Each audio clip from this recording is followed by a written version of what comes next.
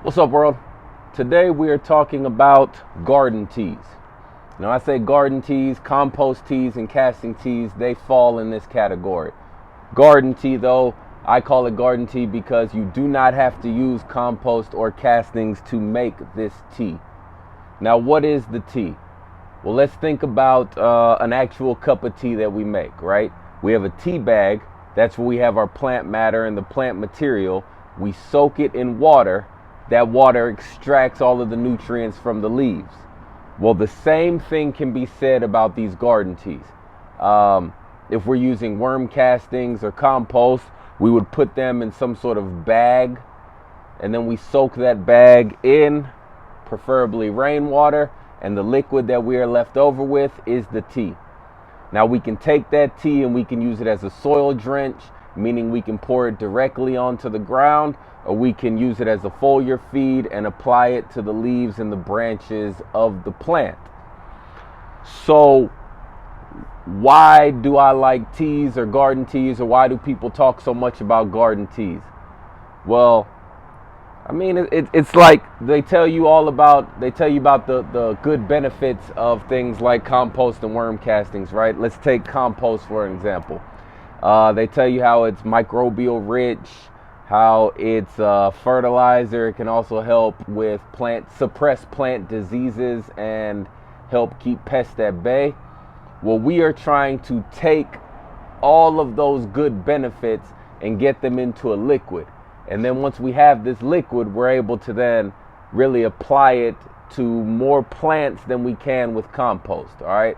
So, for example, it's a 5-gallon bucket. It's about halfway full of earthworm castings. Shout out Sprout Faster, okay? It's about halfway full of earthworm castings. If I were to take this same bucket around and put some castings on plants, I might not be able to apply it to as many plants as I could if I were to use it to make a tea. So that's what we're going to be doing today. All right. When it comes to making these garden teas, there's basically two ways to make them. You can make them aerated or non-aerated. Aerated means we use a pump, maybe like this commercial air pump, or even something smaller like one of these aquarium air pumps. We hook it up to tubing of some sort and we pump oxygen into the water. That's the aerated way. The non-aerated way is we would take our plant matter or our compost or castings, whatever it is we're using, we tie it and we'd suspend it or just drop it into the bucket and let nature do its thing. I prefer the aerated way because you get faster results. But recently I've been learning a lot more about this natural farming, and it seems like everything that they do is almost like a tea of some sort where they just let it sit and do its thing. If you're in a hurry or you're trying to make a tea within 2 days, 24 to 48 hours, you aerate it. If you have time to just let it sit and do its thing 2-3 weeks, non-aerated way. Okay, so what are some of the benefits of using compost teas or castings teas or garden teas, whatever you want to call it?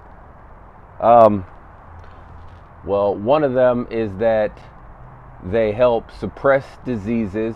They help make the plant more pest resistant.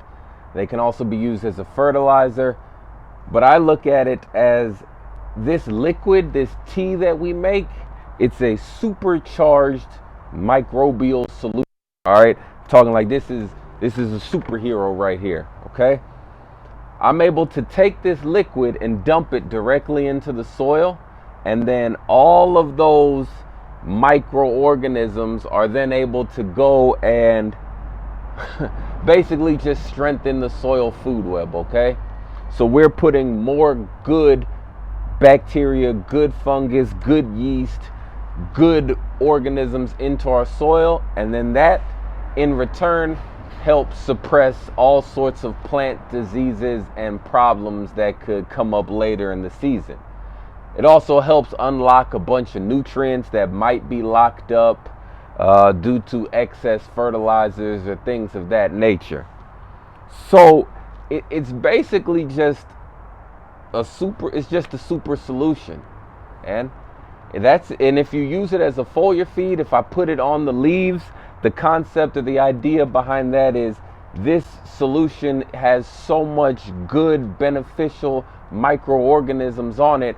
I apply them to the leaves. Now whenever we have something like powdery mildew or other diseases that attack the leaves or that start with the leaves, we have put so much good microorganisms and so many beneficials on the leaves that there's no room or there's no place for any of these bad diseases to come and cause any problems to the plant. That's the idea or the thought behind these compost or garden teas.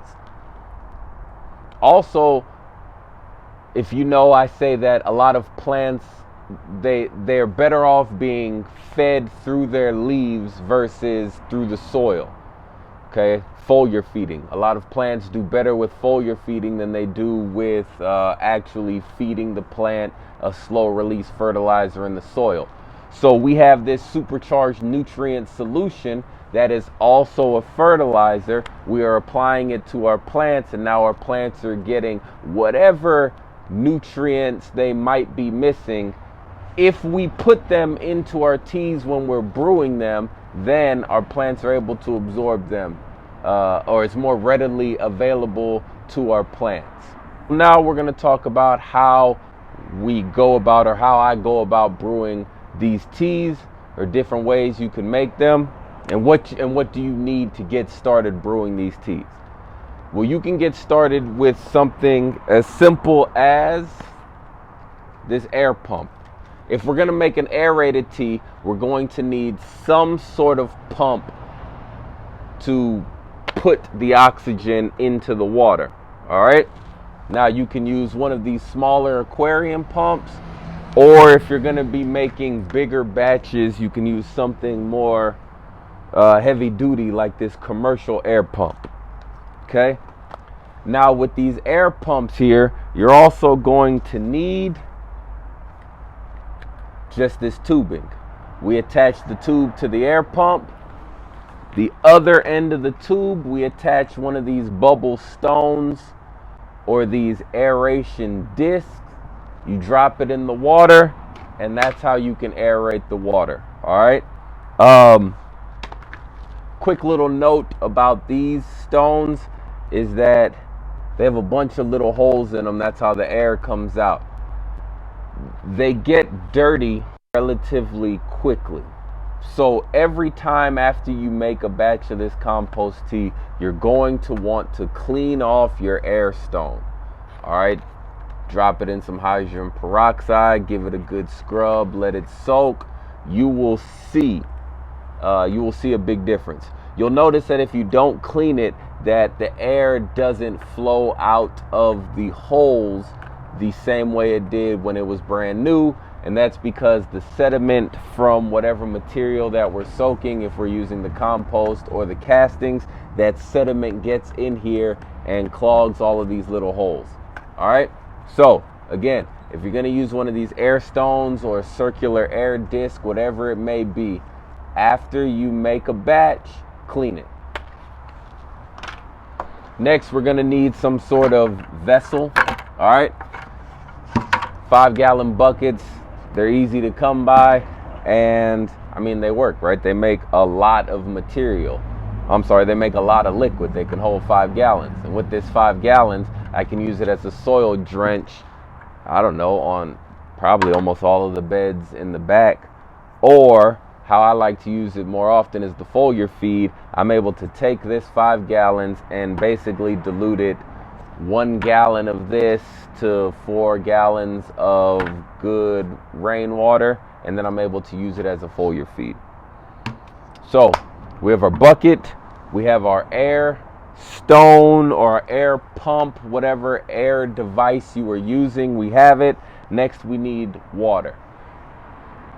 You'll hear me say rainwater because the rainwater does not contain the same chemicals like the tap water does, or well water or rainwater. If you don't have access to it, That's fine. It's not a problem. You can use just regular tap water. You're going to want to fill your bucket with the tap water. Then you just want to set it out for a day or two and let the chlorine and other chemicals evaporate, or off gas as they call it. Yeah, that's because the chlorine and these other in here, they have the capability of killing all of those beneficial microorganisms that we are trying to grow and produce in our supercharged tea liquid. Once I have my vessel, I'm just going to, I use these buckets here.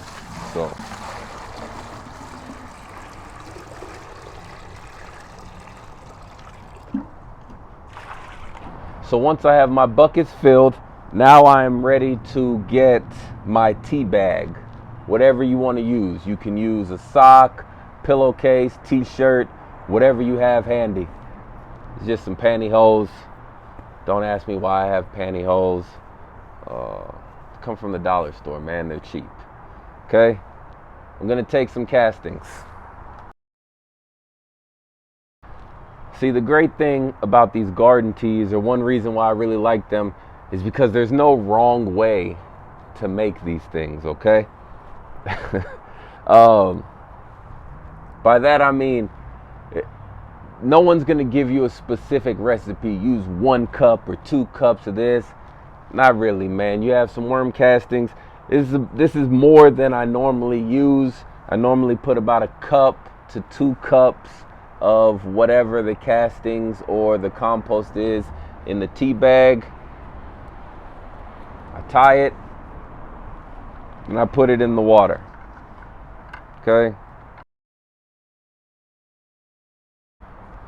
So now I have these castings.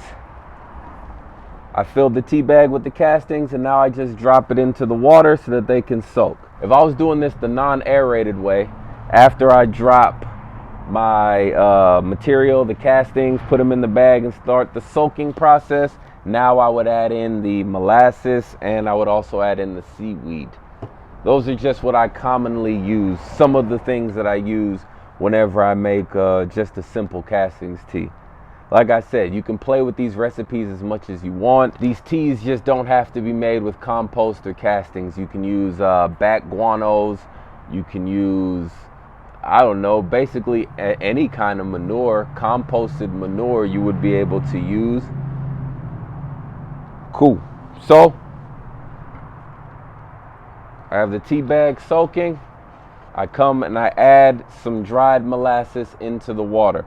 I'm going to add it into both.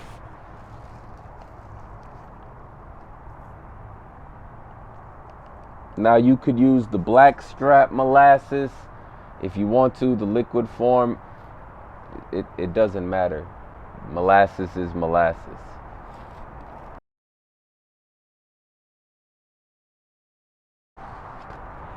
After I add the molasses, now I add a little bit of seaweed. Again, you don't have to follow this recipe. You don't have to add seaweed if you don't have it. If you don't have molasses, you don't have to add molasses. These are just things that I do that I have gotten good results with. Now, I add some seaweed. And fill up the castings for this side.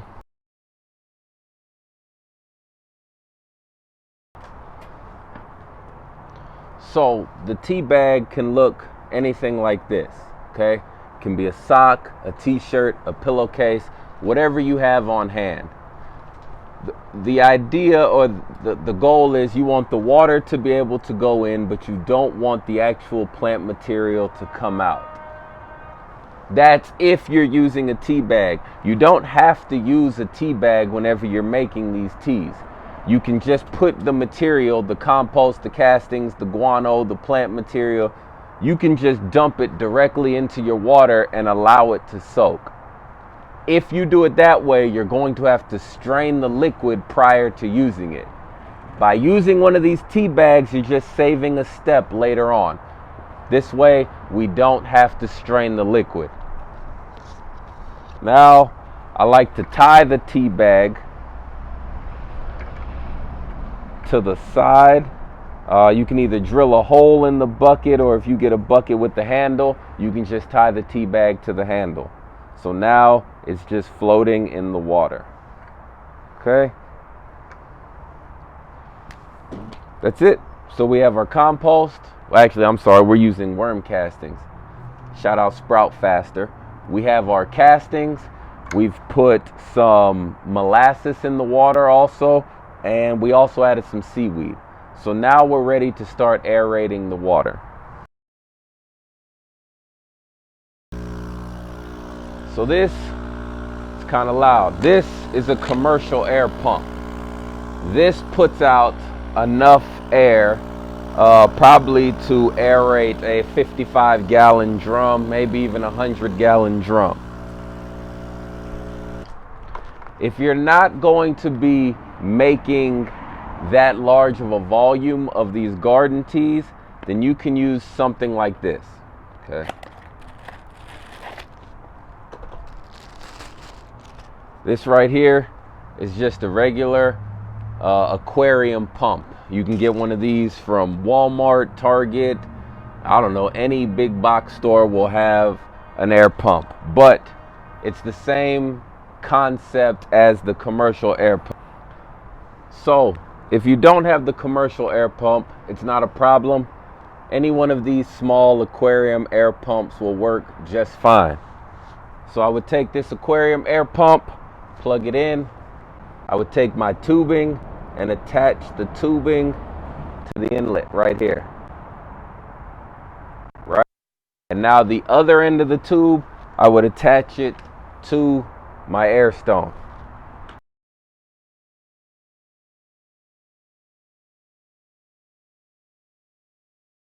So once we've added all of our ingredients to the water, we set up our air pumps. This one is a little different than, this is just my setup right here. Don't worry about this, okay? Once we set up the air pumps, now is the easy part. Now we start aerating the mixture. We allow this mixture to aerate for 24 to 48 hours. You'll notice, well, it's kind of this is what happens, or this is the idea. I told you we're trying to multiply these microorganisms. So once we start aerating it, these microorganisms start to multiply. So it's like this, it's like a hill.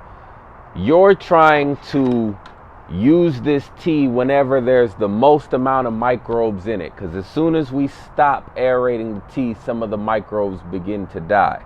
Okay, so it can take between 24 to 48 hours, but it's like a roller coaster, that big drop. When we first start off brewing the tea, we have whatever microbes are just in our material. When we start to aerate it, the amount of microbes start to go up and up and up and up and up. We want to use the tea at the peak, because eventually what happens is these microbes go up and they consume all of the food in the water, and then they die. And then the amount of microbes that are in the water begin to decrease and die. So the idea is to brew our tea 24 to 48 hours, paying attention to, you'll notice a foam will start to grow on the water if you have fed it supplemental food like the molasses or things like that. You'll notice you'll start to get a little foam, and then you'll see that amount of foam get bigger and bigger. I like to think of that foam as the microbes. As I watch it get bigger, I just need to make sure that I'm using it while it's getting bigger versus while the foam is decreasing. You're making your tea and you do not get the foam, that is fine. Not all garden teas or compost teas will have that foam on it. And that does not mean that it is not working. Okay? The idea is 24 to 48 hours, because after that time, the microbes begin to die. Turn the air pumps on and let science, let the magic happen. Let it do what it does.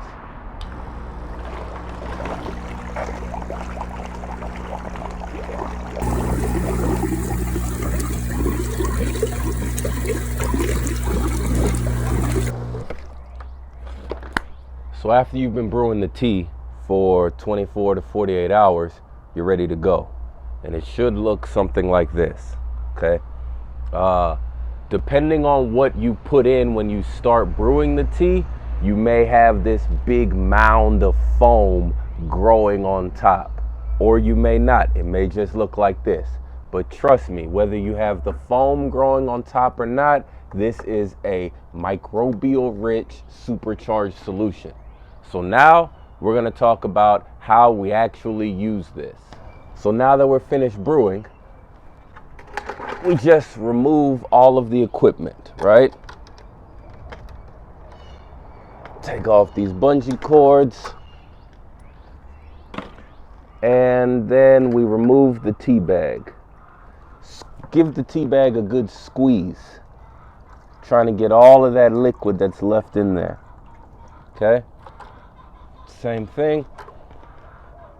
You'll notice that the level of the water has dropped significantly. That's good. Now we're ready to actually use our tea. Like I said before, use it as a soil drench or use it as foliar feed. All right, so now we've had the tea brewing between, I guess this has been brewing about 34, 40 hours, somewhere around there. But like we said before, you want to brew your garden tea between 24 and 48 hours.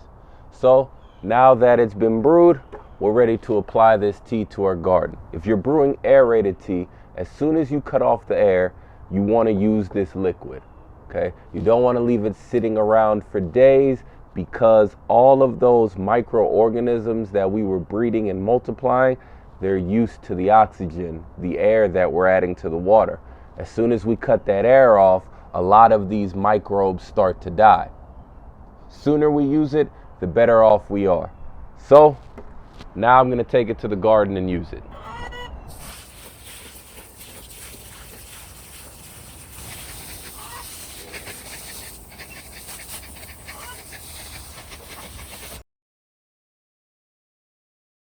Hopefully you found this video informative. Hopefully you learned a lot. Hopefully you're motivated to get out there, get your hands dirty, and just grow it. Cool?